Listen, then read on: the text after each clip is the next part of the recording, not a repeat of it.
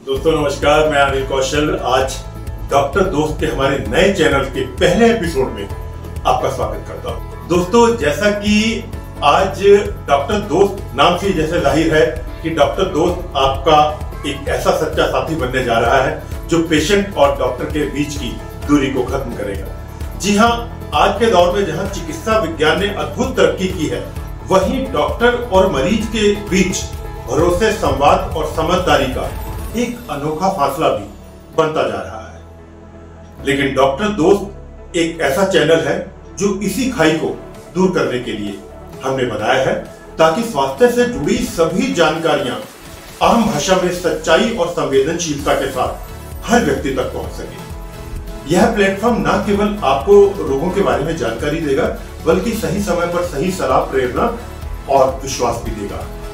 हमारा मकसद डॉक्टरी ज्ञान को दोस्ताना अंदाज में पेश कर हर व्यक्ति को अपना सच्चा साथी बनाना है। डॉक्टर दोस्त, यहाँ सेहत है, अपनापन है और भरोसे की एक नई कहानी है। तो आज के इस पहले एपिसोड में हमारे विशेषज्ञ डॉक्टर्स की टीम आपसे रूबरू होने के लिए तैयार बैठी है।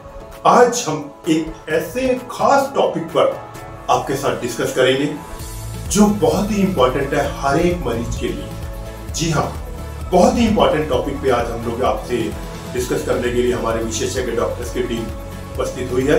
तो मैं ज्यादा समय न लेते हुए सीधा आपको डॉक्टर्स की टीम के पास लिए चलता हूँ।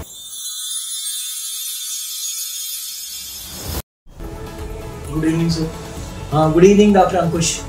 सर आपने नया यूट्यूब चैनल स्टार्ट किया डॉक्टर दोस्त, इससे हम और आम जनता क्या एक्सपेक्टेशंस रखे सर? डॉक्टर दोस्त का एक ही पर्पज़ है, एक ही इंटेंट एंड पर्पज़ है कि मरीज़ जब डॉक्टर के पास आए तो वो ये सोचे जैसे मैं अपने दोस्त के सामने अपनी सारी बातें खुल के कर सकता हूँ, इसी प्रकार वो अपने और अपने डॉक्टर के बीच में किसी किस्म का कोई गैप बताने में कोई शर्म ना महसूस करे, कोई अपनी बीमारी की डिटेल बताने में कोई शर्म ना करे और जवाब सुनने के लिए उसको जो है वो उसका डॉक्टर जो है वो पूरा समय दे। तो यही डॉक्टर दोस्त का पर्पज़ है और ये वीडियोस मैं आगे कंटिन्यू करता रहूँगा। सर आज की वीडियो का जो हमारा टॉपिक है वो है importance of medical record. Sir आपको इतना लंबा समय हो गया प्रैक्टिस करते हुए, 46 ईयर्स हो गए हैं प्रैक्टिस करते हुए, आपको क्या लगता है सर मेडिकल रिकॉर्ड की क्या इम्पोर्टेंस है? देखो, आज तक मैंने तकरीबन 13 लाख मरीज़ देखे हैं पिछले 48 साल में, और मैं ये कहना चाह रहा हूँ कि जो आप और आगे जाते जाते हो अपनी सीनियरिटी में, तो आप एक चीज़ महसूस करते हो कि मेडिकल रिकॉर्ड फर्स्ट स्टेप है जो पूरा डिटेल में रिकॉर्ड होना चाहिए। उसमें मरीज़ की एज है, सेक्स है, उसमें मरीज़ की पिछली बीमारियों की टोटल रिकॉर्ड है, शुगर है, ब्लड प्रेशर है, मिर्गी है, हार्ट अटैक है।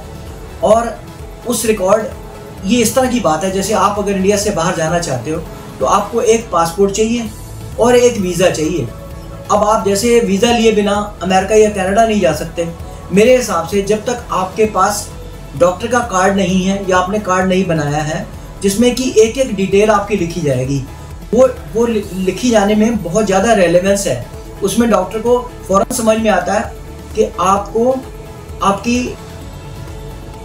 पर्सनल सोशल हिस्ट्री के बारे में, स्मोकर हो, अल्कोहलिक हो, डायबिटिक हो, हाइपरटेंसिव हो, आपकी फाइनेंशियल हिस्ट्री क्या है ताकि वो थोड़ा इलाज उस हिसाब से टेलर कर सके, आपकी जो है पास्ट में इन्वेस्टिगेशन क्या हुई थी। और पिछला जो रिकॉर्ड है वो बहुत ही वाइटल होता है आगे के, वो पूरा डॉक्टर को रास्ता दिखाता है। अगर आपके पास कार्ड नहीं है तो आप ये समझो कि उसमें बिना रिकॉर्ड देखे अगर आपके पास रिकॉर्ड है तो डॉक्टर को बहुत ज़्यादा मदद मिलती है आपकी पिछली सारी बीमारियों के बारे में कि क्या मैंने लास्ट टाइम सोचा था और अब मैं इलाज के बारे में क्या सोच रहा हूँ। पहले इन्वेस्टिगेशन में किडनी फंक्शन कैसा था, आज कैसा है, पहले लिवर की स्थिति क्या थी और आज क्या है। तो उसको ये भी पता लग जाता है कि कोई ऐसी मैं दवाई जो टॉक्सिक ड्रग है या कोई ऐसी इन्वेस्टिगेशन है जैसे किडनी डिसफंक्शन है या कोई किडनी की रिपोर्ट ठीक नहीं आई या हार्ट की रिपोर्ट ठीक नहीं आई, उसका आज की डेट में स्टेटस क्या है। तो आपका मेडिकल रिकॉर्ड एक बेंचमार्क बनता है, से मार्गदर्शन करता है डॉक्टर का। वो सिर्फ डॉक्टर का मार्गदर्शन नहीं कर रहा, मरीज के अच्छे इलाज के लिए भी बहुत ज़्यादा मदद करता है। सर एक हिस्ट्री का एक पार्ट है सर फैमिली हिस्ट्री, हाँ। तो इसका कितना रेलेवेंस है सर? इसकी फैमिली हिस्ट्री की रेलेवेंस ये है कि मान लो एक किसी भी व्यक्ति के माँ और बाप दोनों ही मिर्गी के मरीज हैं और आगे पेशेंट को मिर्गी होती है, तो आप ये मान के चलो कि ये मोस्ट प्रॉब्ली सिंगल ड्रग से मैनेज होने वाला नहीं है, ये फैमिली हिस्ट्री है एपिलेप्सी की। तो बहुत सारी हिस्ट्री चीज़ें हैं जो फैमिलीज में या जीन्स के थ्रू ट्रांसमिट होती हैं। जैसे माँ बाप अगर दोनों डायबिटिक हैं, माँ बाप दोनों हार्ट के पेशेंट हैं, माँ बाप दोनों मिर्गी के मरीज़ हैं जैसा मैंने बताया, तो ये हम लोगों को थोड़ा एक मार्गदर्शन करती है कि भैया इस पेशेंट के केस में, चाहे ये हालांकि उम्र में यंग है, मान लो एक 30 साल का पेशेंट आता है, तो आप ये नहीं सोचोगे कि इसको शुगर हो सकती है, नहीं हो सकती। लेकिन अगर उसके माँ बाप दोनों ही एक पर्टिकुलर रोग से ग्रसित हैं, तो आप उस डायरेक्शन में सोचते भी हो और अपना आगे से जो जांच का इन्वेस्टिगेटिव वर्कअप है उस तरफ आप उसको हेल्प करते हो मरीज की। जी सर, सोशियो इकोनॉमिक हिस्ट्री का भी कोई रेलेवेंस होता है? हाँ, सोशियो इकोनॉमिक हिस्ट्री का ये रेलेवेंस है कि अगर वो न्यूट्रिशनल हिस्ट्री का आपको पता लग जाता है कि ये आदमी किस तरह की जो है अपब्रिंगिंग में, क्या इसका भरण पोषण खाना वगैरह मिला है इसको प्रॉपरली, क्या ये ओवर क्राउडेड एनवायरनमेंट्स में तो नहीं रहा, कहीं ये ऐसी जगह पे तो नहीं है जहाँ पर मान लो फॉर एग्जांपल वो अगर ऐसी फील्ड में काम कर रहा है जहाँ पर आप मानते हो कि जहाँ पर पर्टिकुलरली मॉस्किटोज ज़्यादा हैं, तो आप उस तरह से सोचते हो कि ये जो है एक्सपोज है एक पर्टिकुलर इलनेस को। जैसे अगर आप देखो येलो फीवर है दुनिया के किसी एक हिस्से में है, मलेरिया फीवर है किसी एक हिस्से में है, आसामी मलेरिया है किसी एक हिस्से में है, तो ये सारी चीज़ें मरीज के इलाज के लिए बहुत मदद करती हैं। सर, एक जो चीज़ आजकल लैक कर रही है डॉक्टर्स और पेशेंट्स के बीच में, वो है लिसन टॉक रेशियो। डॉक्टर अंकुश जी, मैं एक मोटा मोटी एक बात कहूँगा, किसी भी डॉक्टर की अगर लिसन टॉक रेशियो 6:1 से कम है तो इसका मतलब उसने मरीज की बात सुनी ही नहीं। हमेशा ये होता है मरीज आके एक ही शिकायत करता है, मैं गया सी जी डॉक्टर को, मेरी तो गाली नहीं सुनी। और मैं बिल्कुल ये बात 100% मरीजों के पक्ष में हूँ, क्योंकि जब तक मरीज की बात सुनी नहीं जाएगी, डॉक्टर ठीक से निष्कर्ष नतीजा नहीं निकाल पाता कि इसको क्या क्या बीमारियां हैं। क्योंकि जब तक आप उसके एक दोस्त होकर और डिटेल में नहीं जाते, तो आप मान के चलना for example sex related diseases हैं, वो आपके साथ पाली या फ्रेंडली होने के बाद ही बताएगा, वरना वो बाहर ही नहीं आएगा कि डॉक्टर साहब आज मेरे से ये पर्टिकुलर मेरे फ्रेंड मेरे को अल्कोहल के लिए ले गए, अफीम के लिए ले गए, या कहीं सेक्स के लिए ले गए, या जो भी कुछ ऐसा है। तो ऐसी जो उसको क्लासीफाइड इंफॉर्मेशन लगती हैं जो वो आपसे शेयर नहीं करना चाहता, वो आपसे तभी शेयर करेगा जब आप अपनी लिसन टॉक रेशियो 6:1, मतलब आप सुनोगे और उसके बाद एनालिसिस निकालोगे और फिर उसके बाद आगे चलोगे। सर, ये तो हुआ मेडिकल रिकॉर्ड के बारे में। सर, एक बात मैं पूछना चाहता हूँ कि what is the rights of patients, doctor से क्या एक्सपेक्ट करें? ये आपने बहुत ही अच्छा क्वेश्चन पूछा है और मैं समझता हूँ कि मरीजों को अपने हक ज़रूर पता होने चाहिए। जब भी मरीज़ आता है उसका पूरा हक है ये जानने का कि डॉक्टर कितने पैसे चार्ज करेगा, और वो मेरे लिए जो टेस्ट कर रहा है वो एक पर्टिकुलर टेस्ट के बारे में पूछ सकता है कि वो क्यों करना चाह रहा है, उससे उसको क्या लाभ होगा, और वो एजुकेट करना। और दूसरा जो है वो एक परमिशन ग्रांट करता है कि हाँ आप मेरे को इंट्रामस्कुलर टीका, इंट्रावीनस टीका या कोई भी मोड ऑफ जो दवाई देने का तरीका है उसके लिए कंसेंट ग्रांट किए बिना, क्योंकि पेशेंट को जब तक पता नहीं लगेगा आप उसको अल्टीमेटली ये उसकी बॉडी है, उसकी बॉडी का उसके ऊपर पूरा अधिकार है मरीज का।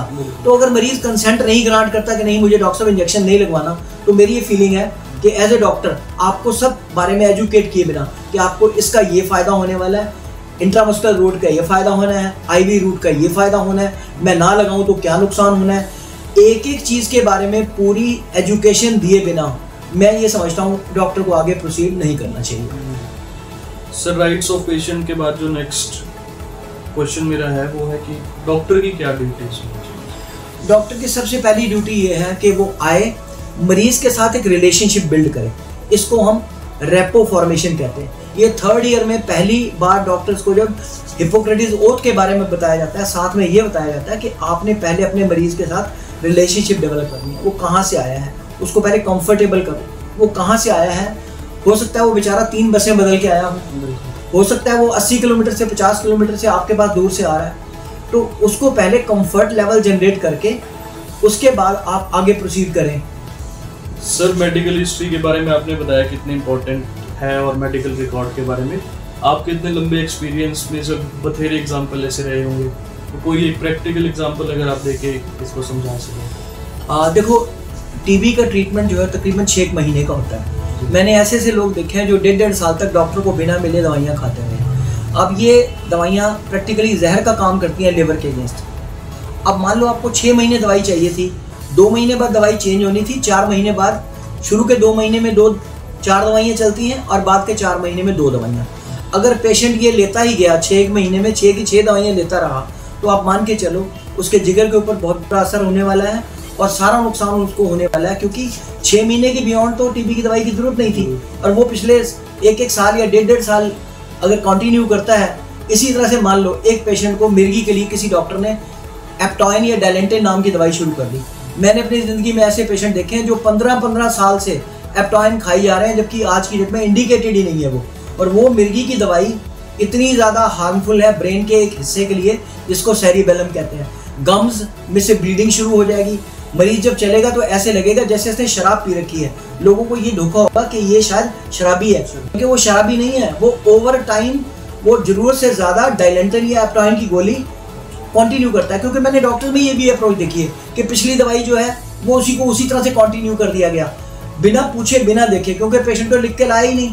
इसी तरह से एक पेशेंट को आज अगर बॉडी जो है ये कोई स्टैटिक चीज़ नहीं है, कोई ईंट की दीवार नहीं है, ये एक डायनेमिक चीज़ है जिसके डायनेमिक्स रोज बदलते हैं। आज शुगर की एक दवाई अच्छी है, 6 महीने बाद आपको दिखा ओहो मेडिकल साइंस इसकी पिछले 20 साल से इंतजार कर रही थी इस दवाई की।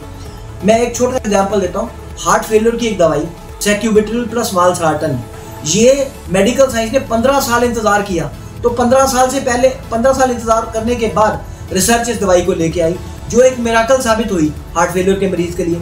लेकिन अगर आज से 20 साल पहले की बात करें तो ये दवाई कहाँ थी। इसी तरह से जो शुगर की नई दवाइयाँ आ रही हैं, जो किडनी को, हार्ट को, आपके आँख को और आपकी खून की नलियों को हार्ट अटैक से बचाने का काम करती है, ये दवाइयाँ पिछले 3 साल में लॉन्च हुई हैं। तो इसका मतलब ये हो गया कि मेडिकल रिकॉर्ड का होना और अपने डिटेल्ड रिकॉर्ड को रखना, और मरीज को ये मरीज के हक में है ताकि डॉक्टर से वो एक बात शेयर कर सके और डॉक्टर उसको बताकर और एक ऐसे ट्रीटमेंट में लेके जा सके जहां उसकी लॉन्गेविटी और क्वालिटी ऑफ लाइफ और बेटर हो जाए। तो आज सर जो भी आपने इतनी इम्पोर्टेंट इन्फॉर्मेशन दी, मुझे लगता है कि इससे हमारे पेशेंट और हमारे डॉक्टर दोस्त दोनों के लिए बहुत ही बेनिफिशियल होने वाली है इन्फॉर्मेशन, और हमारे पेशेंट्स अपने रिकॉर्ड को संभाल के रखेंगे ताकि डॉक्टर का भी फ़ायदा हो और उससे ज़्यादा पेशेंट का फ़ायदा हो। तो इसी के साथ हम आज का एपिसोड क्लोज करते हैं और अगले एपिसोड में मिलेंगे एक नए टॉपिक के साथ। Thank you my patients and thank you doctor Ankush. Thank you very much sir. तो दोस्तों, ये तो था डॉक्टर दोस्त का पहला एपिसोड, और जिसके बारे में हमारे विशेषज्ञ डॉक्टर्स ने आपसे खुल के बातचीत की मेडिकल रिकॉर्ड के बारे में। और मैं उम्मीद करता हूं कि आपको बहुत ही जबरदस्त जानकारी मिली होगी। मेडिकल रिकॉर्ड के बिना सब कुछ अधूरा है। तो अगले एपिसोड में एक बहुत ही खास टॉपिक के साथ हम फिर से आपसे रूबरू होंगे। तब तक के लिए नमस्कार। और हाँ, अगर हमारी ये जानकारी और ये चैनल अच्छा लगा हो तो हमारे चैनल को सब्सक्राइब जरूर करिएगा। Thank you very much. Take care. Bye bye.